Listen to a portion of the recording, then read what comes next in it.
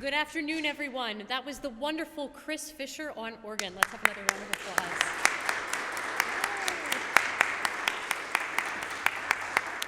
Chris Fisher, also known as the Phantom of the Opera today. My name is Katie Clark, and here with me is Tracy Guo and Melanie Kincaid and Chad Lowers, and we are thrilled to be performing a very spooky concert for you this afternoon. We have lots of wonderful music, most of which is about death, or sinister magic, or various other things, so it's going to be a really creepy time. The next piece on the program today is a wonderful lied by Franz Schubert. This is the Erl King, or Erlkönig. This is a story song, and so you're going to hear the two of us perform 3 different characters over the course of this piece. 4, in fact, actually. There is the narrator who sets the scene. You know, it's a dark and stormy night. It's all very creepy. And we have a father and a son who are riding through the dark night towards their destination. And the son keeps hearing the voice of the Erl King, or the Elf King, who is luring him to come and play with him and come away. The Elf King is a very sinister, very scary, spooky figure. And the father says, "No, child, it's fine. It's only the wind whistling through the leaves." Well, this happens many times. The Erl King beckons to the son to come away with him, and the son says, "No, father, he's trying to hurt me." So they ride faster and faster through the night, and finally they arrive at their destination, and lo and behold, the child is dead. So enjoy this very spooky ghost story by Franz Schubert.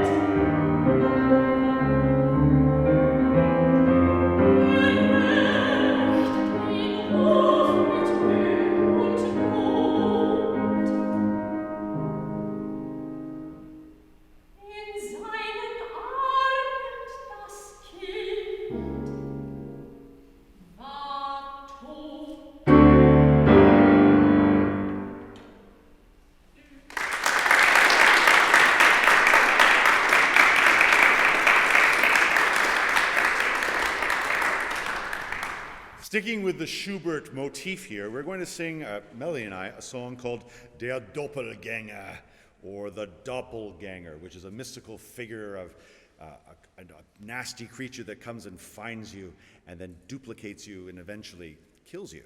And so the Doppelganger in this story, it's set in a quiet glade.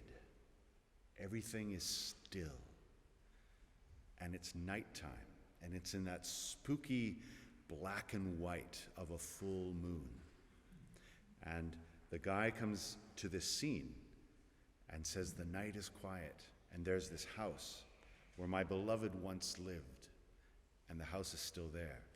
And as he goes through, he describes that there's a man standing in front of the house, and he's looking at the house with longing, and he's wringing his hands and wondering what's going to happen. Why is he there? And he cries out into the night in anguish, and he realizes that it's his own face lamenting his dead lover.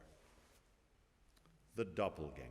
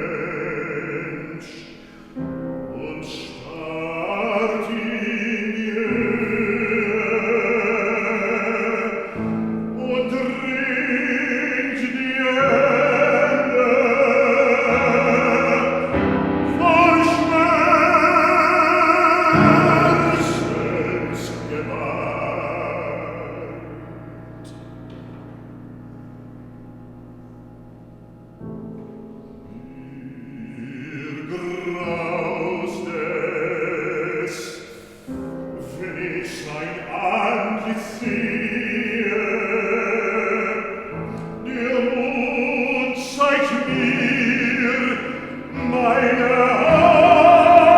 eigene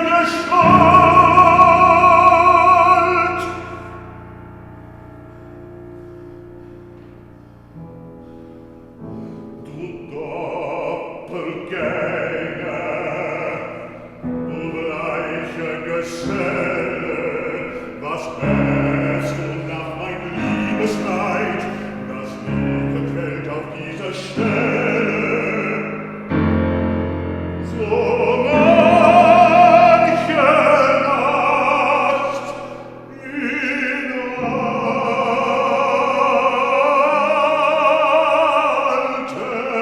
Zeit.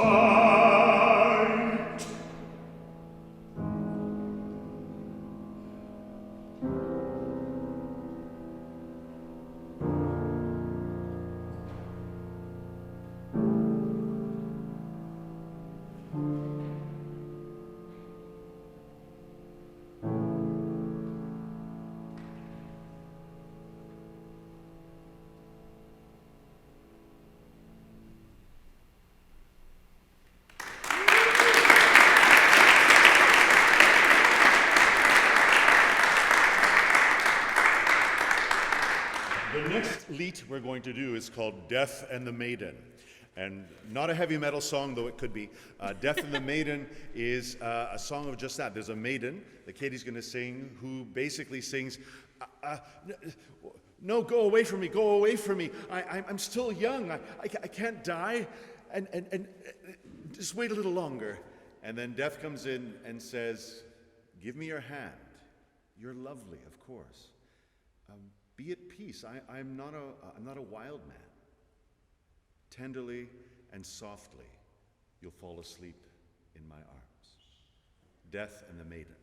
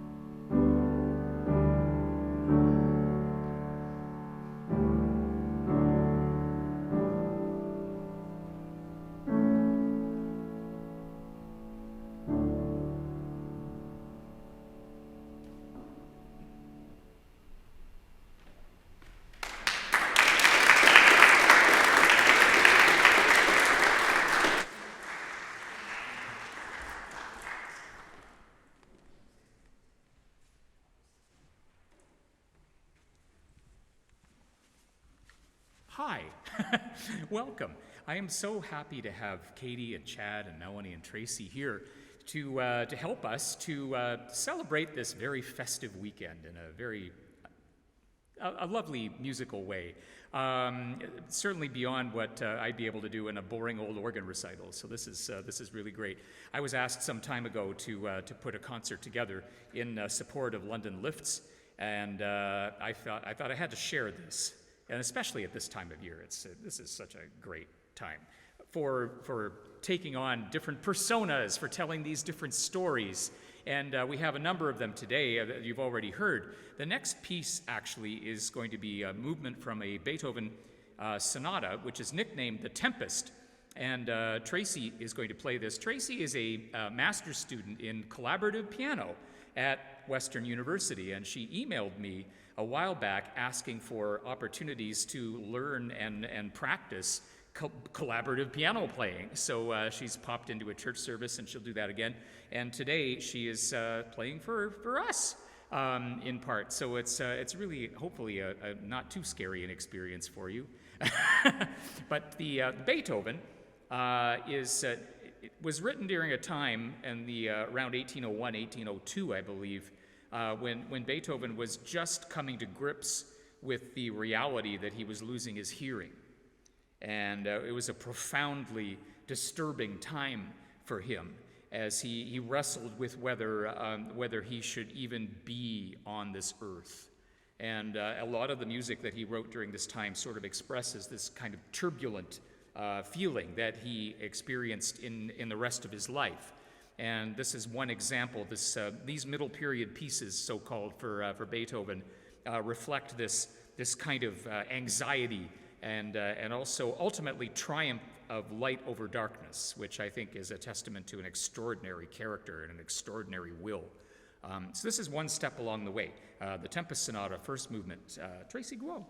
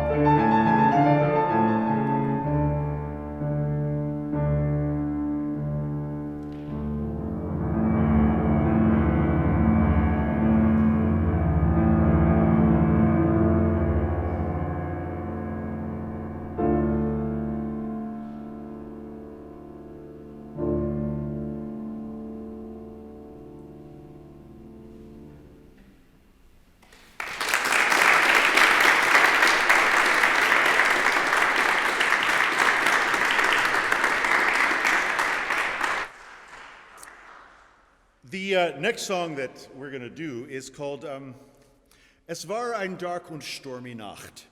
And Es war ein dark und stormy Nacht is by American composer Peter Schickele, aka PDQ Bach. It's part of a little set of 4 songs. Now, it's a tribute to Schubert, and it's written in, well, sort of a mixture of German and English, what is called Doenglish. And I think that you will have no problem following this little piece in Doenglish, which is a loving tip of the hat to both Schubert and quasi-contemporary US politics.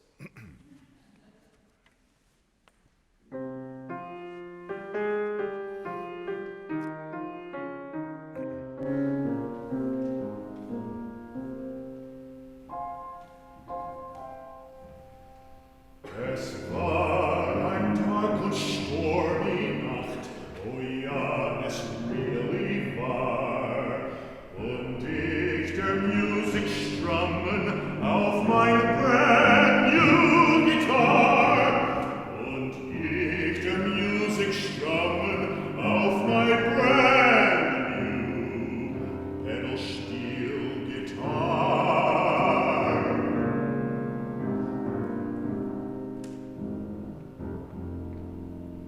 Und suddenly bei mir ich sah ein strange und ghostlich Form, ein Kleid, die shining Arme mit ein Codpiece enorm. Ein Kleid, die shining Arme mit ein Codpiece, we're talking enorm.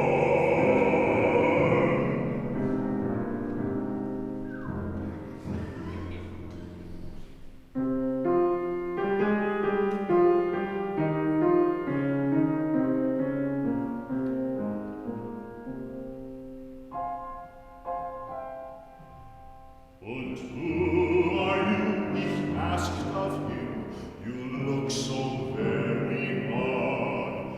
Mein last name ist Verklärung, aber mein friends call me Todd. Mein last name ist Verklärung, aber mein friends usually call me Todd.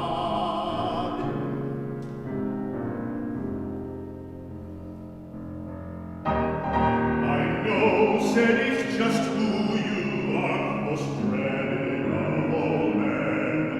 Aber if you think I'm going with you, Buster, think again.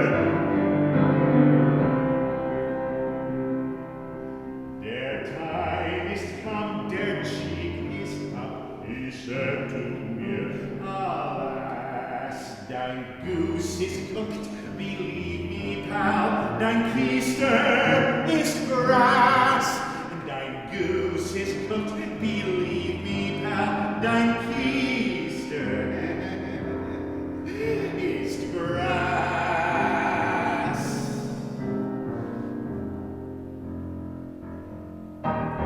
Die Welt ist very large, said ich, mit many folk darin.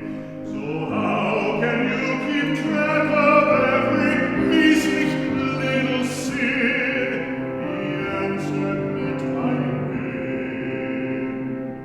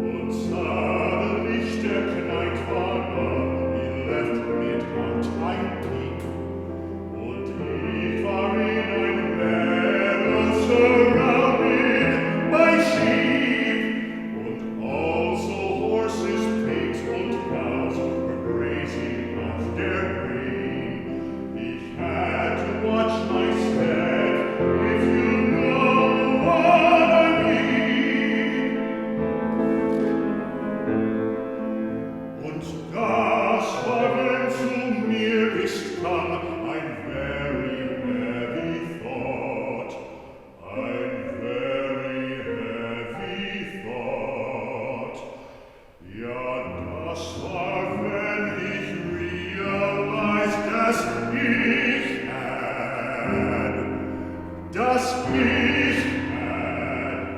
der Farm gebaut.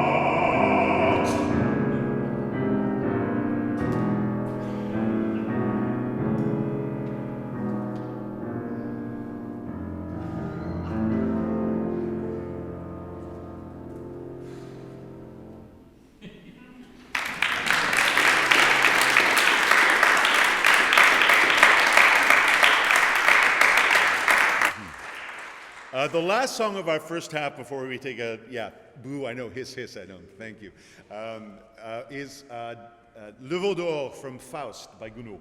And this is a bar song. It happens in a bar. This is Satan singing as a toast to what he wants. And he says, the golden calf is always around, marching through the world, thinking of taking over the world. And he's the one who wants to depose heaven and rule with blood and fangs, where the fire burns. To close the first half, Le Veau d'Or.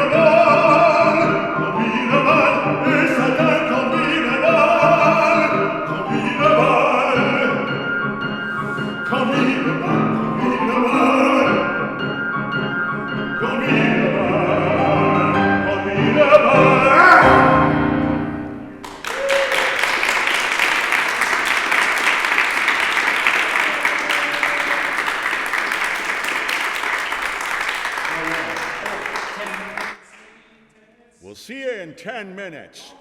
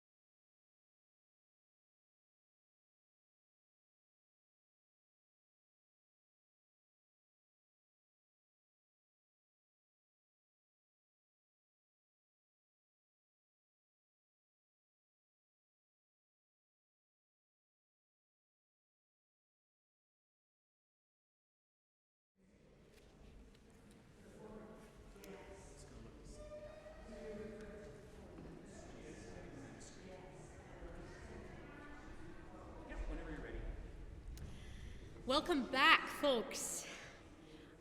We're here with an exciting second half, and we are going to open with this lovely duet from Sweeney Todd by Stephen Sondheim. This is A Little Priest, and if you're at all familiar with the show, you'll know that there are just like dozens and dozens and dozens of murders that take place over the course of this show. The body count is very high by the end. But at this point in the show, Sweeney, Mr. Todd, has just committed the first of these many murders. And so Sweeney and his friend, Mrs. Lovett, friend and landlady, in fact, that's me, are faced with what to do about this first dead body. How are we going to deal with this? And the rest unfolds as you will see.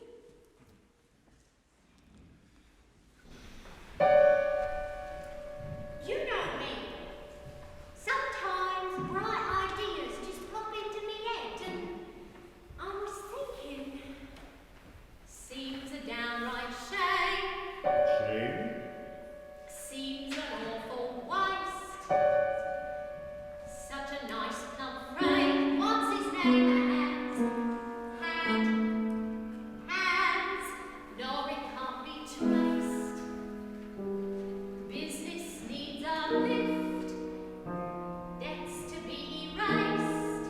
Think of it as thrift, as a gift, if you catch my drift. Now, seems an awful waste. I mean, with the price of meat, what it is, when you get it, if you get it. Good, you got it.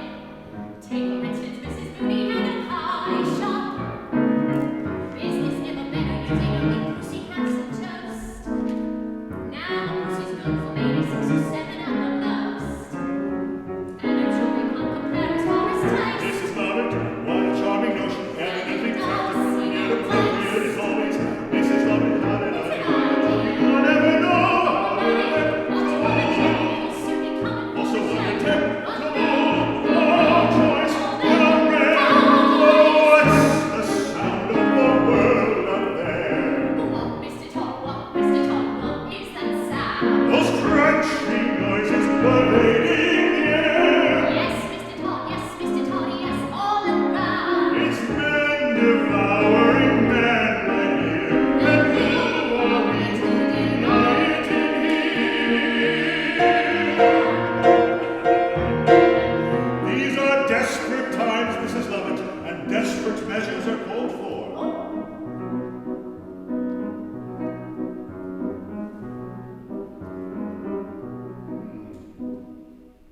What is that? It's priest, our priest. Is it really good? So it's too good, at least. Then again, we don't commit sins of the flesh, so it's pretty fresh. Awful lot of fat. Only when it's sat. Haven't you a poet or something like that? Noticing the trouble with poet is how you know it's deceased. Try priest.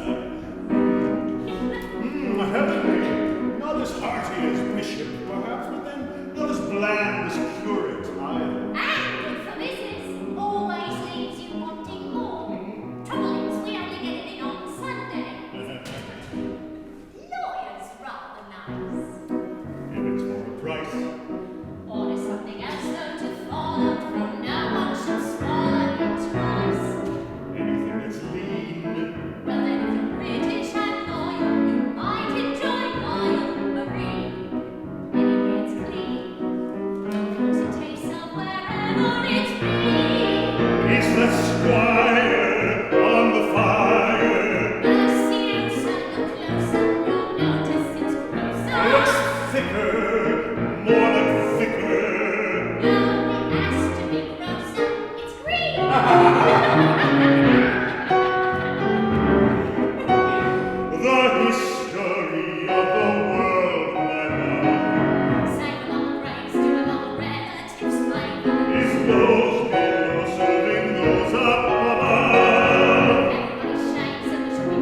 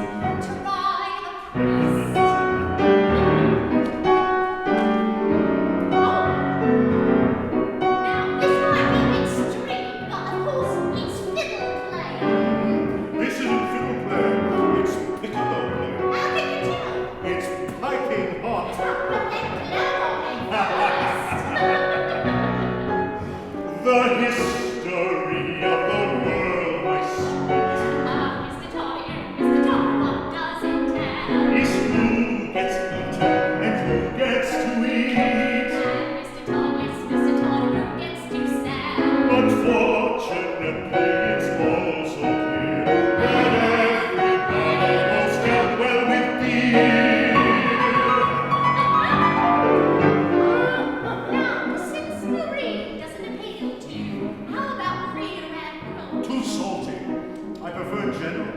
With or without is private. With is extra.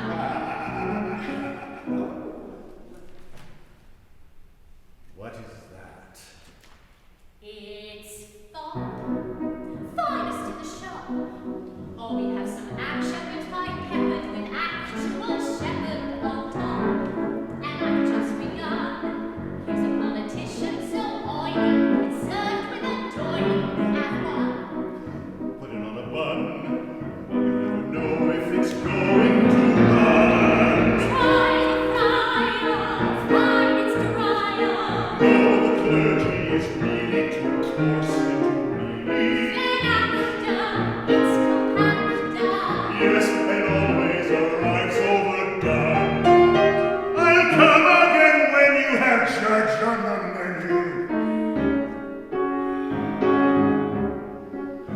Have charity towards the world, my pet.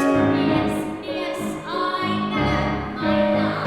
We'll take the customers that we can get. I want and love, my love.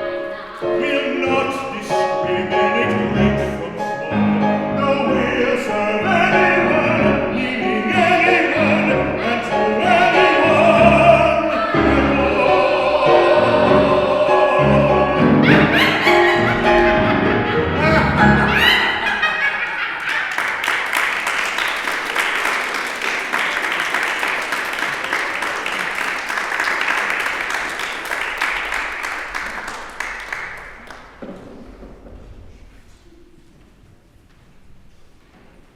That was disturbing. Speaking of, elsewhere in the show, there is a young character named Anthony, and Anthony seems a very innocent person. Anthony rescues Sweeney at sea. Doesn't know anything about his backstory or anything about what Sweeney actually does as a barber, which is, as we've seen, quite murderous.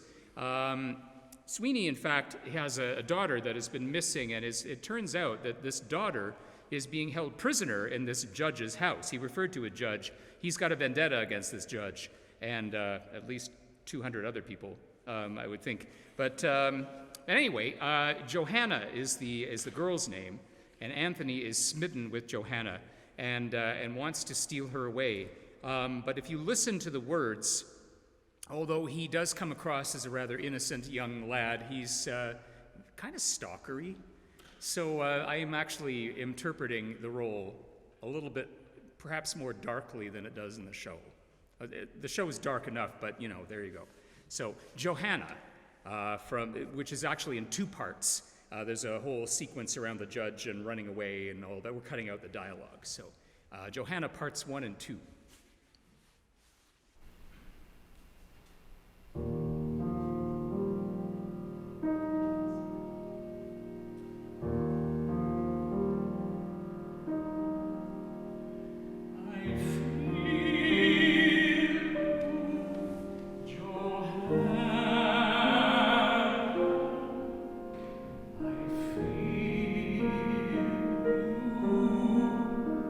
I was half convinced, like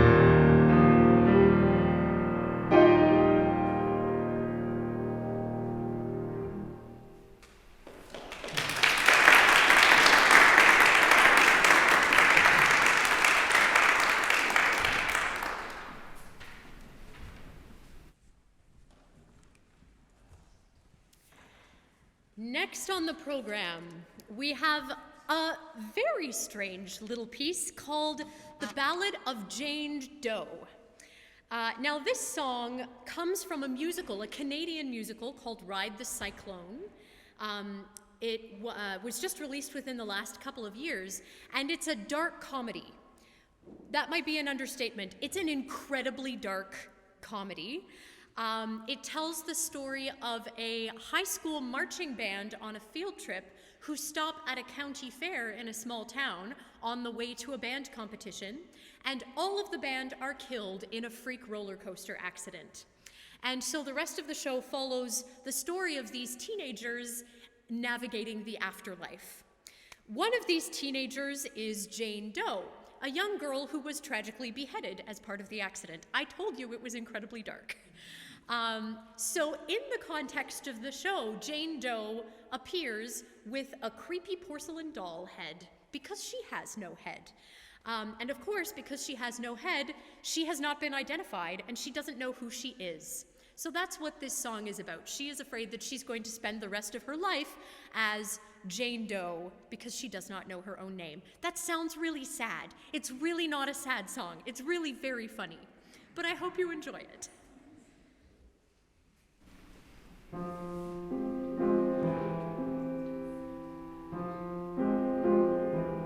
Some might say we're released, pushing daisies deceased, but we all know the words must be fed. There's just one lingering fear, oh my soul, is it here or is it rotting somewhere?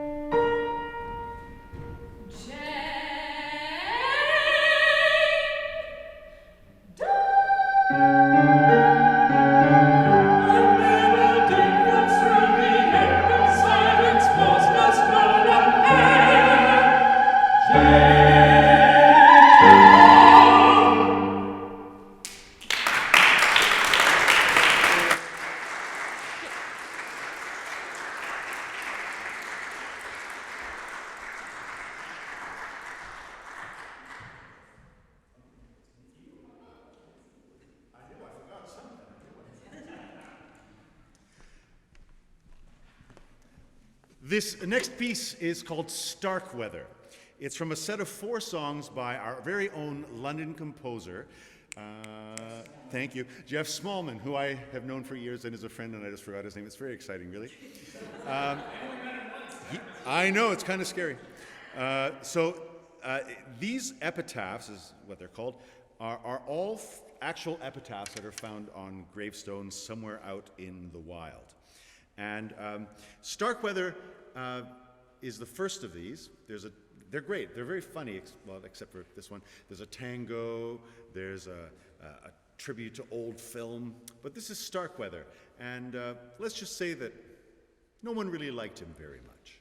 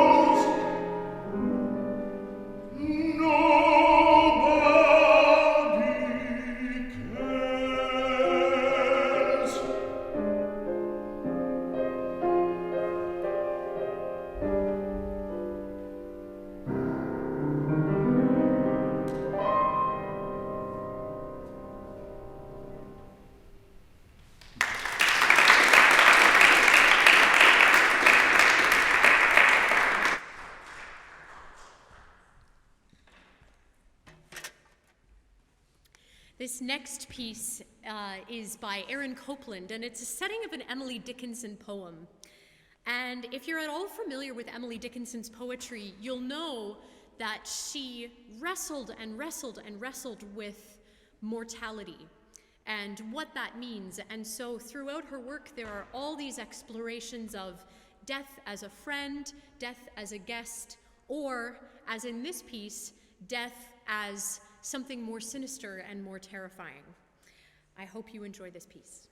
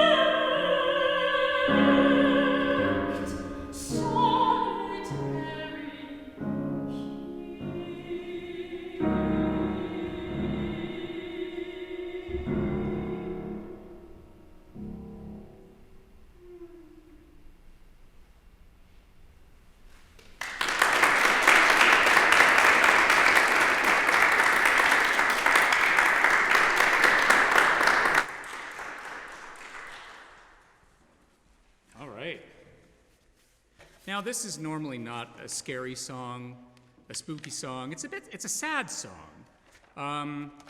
This is a setting of a Welsh folk song called the Ash Grove. Most people think of the Ash Grove without thinking of the words to the folk song. The tune by itself is this lovely, cheerful little song in a major key, and usually it gets associated, well, quite often in the church, where we happen to be and where I happen to work. We have texts like, "Let all things now living, a song of thanksgiving." Da da da da da da da da da da da da da da. Lovely little tune. Okay, so it turns out the original text for this folk song is considerably darker, and I am again putting a little bit of a twist on it in terms of this song being really about a zombie who is in search of another zombie and not knowing where that other zombie, that beloved from a past life, is, because presumably that part has rotted away. So the Ash Grove, and this is Benjamin Britten's unique take on it as well. Benjamin Britten tends to delve into the psychological horror underneath what the person is feeling and expressing it in the accompaniment. So the piano part actually veers off into another tonality while I'm singing in the original key. So it kind of gives you an idea of this heightened sense of dread and hopelessness that the person must be feeling, at least in my vision. The Ash Grove.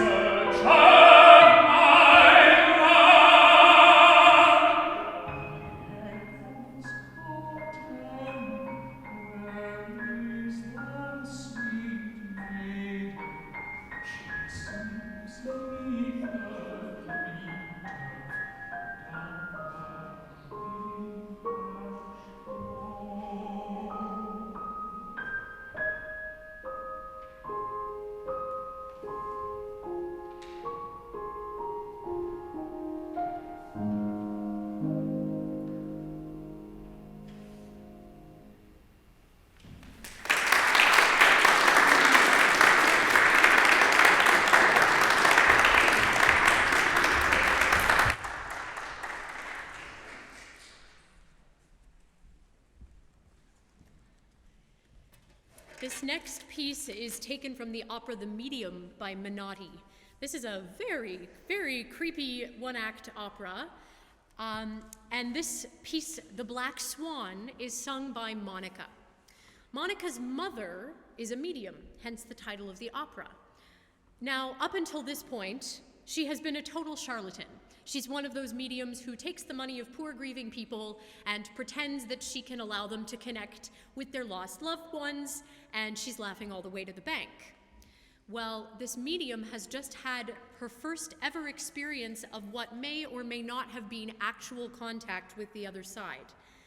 She's also suffering with alcoholism and may or may not be having a mental breakdown. So in the midst of all of this, Monica, the daughter, sings her mother this song, a lullaby.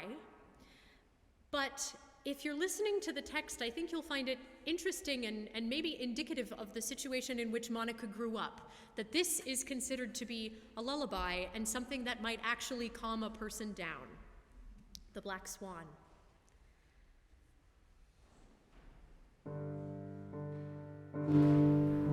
The sun has fallen, it rising in love. The moon is weaving branches of gold.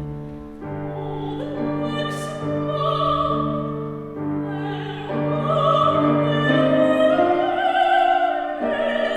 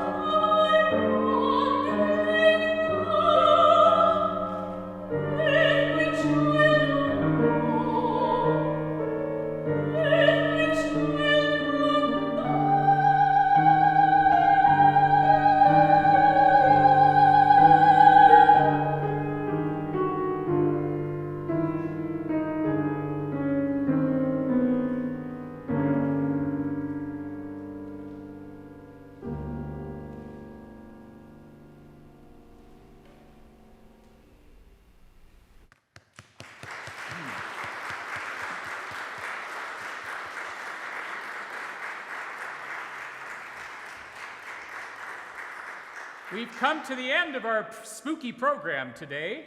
I am going to, the last piece doesn't really need much of an introduction. It's Davy Jones from the Pirates of the Caribbean franchise. I recorded this on YouTube during the pandemic, and this was one of the pieces that attracted the most views, go figure. So I hope you enjoy it. Thank you very much for coming today, and thank you to the committee for organizing this effort in support of London Lifts, and I hope that you're all lifted up a little bit today too. So, Davy Jones.